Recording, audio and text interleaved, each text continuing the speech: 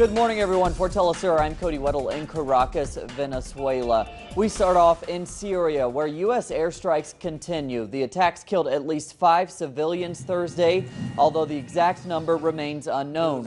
Earlier in the day, U.S. jets bombed several positions in northern Syria. In that region, the Islamic State has taken control of oil refineries and is now operating them.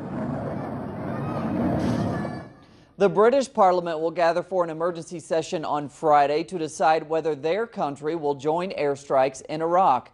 Prime Minister David Cameron made the announcement speaking at the United Nations General Assembly. With opposition parties backing Cameron, the UK looks set to join the US, but the UK will not be joining the strikes in Syria due to a lack of political support. Thank you. That affects us all, and we must tackle it together. Meanwhile, Belgium and the Netherlands have announced they could be joining airstrikes on Iraq. The Belgian government will request approval from Parliament to send 6 combat jets.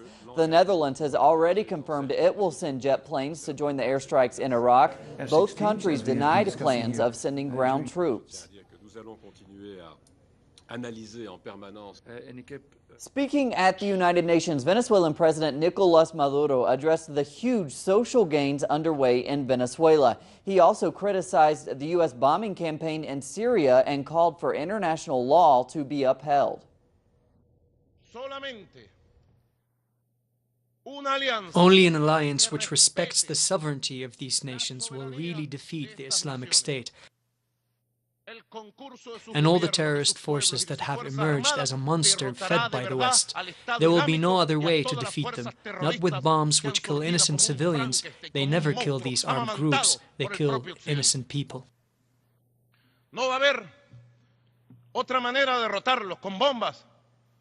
Also addressing the UN, Argentina President Cristina Fernandez blasted the so-called vulture fund creditors that have targeted the Argentine economy and threatened it with default. It is not just people who place bombs who are terrorists. It's also those who destabilize the economy of a country and cause poverty, hunger, and misery through the sin of speculation. They are terrorists too. We have new breakthroughs to report out of the Colombian peace talks. The Colombian government and the FARC guerrilla group have released copies of previously unpublished agreements reached at the peace talks underway in Havana, Cuba. But as our correspondent in Colombia reports, the two sides still have several areas where agreements have not been reached. At a press conference given yesterday at 5 p.m. local time in Havana, Colombia's government, led by Chief Negotiator Humberto de la Calle, announced some of the achievements that have been made so far during peace negotiations with the FARC.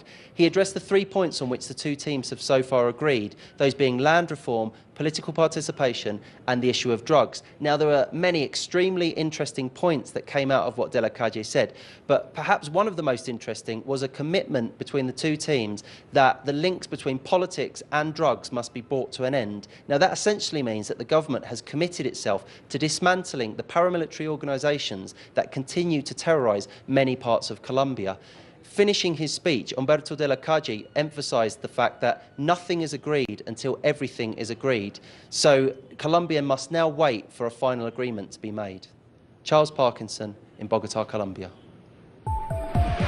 Staying in Latin America, the Ecuadorian government has announced that the aid collected to help the civilian population in Gaza has now reached the Strip. The foreign ministry sent over 20 tons of aid. Much of it was donated by Ecuadorian civilians hoping to relieve Gazans of the devastation caused by the most recent Israeli bombings. And to Ukraine, where rebel forces have uncovered a mass grave near Donetsk. The first exhumed bodies are mainly of women and show signs of torture. The area in which the grave was found was previously controlled by the Ukrainian army.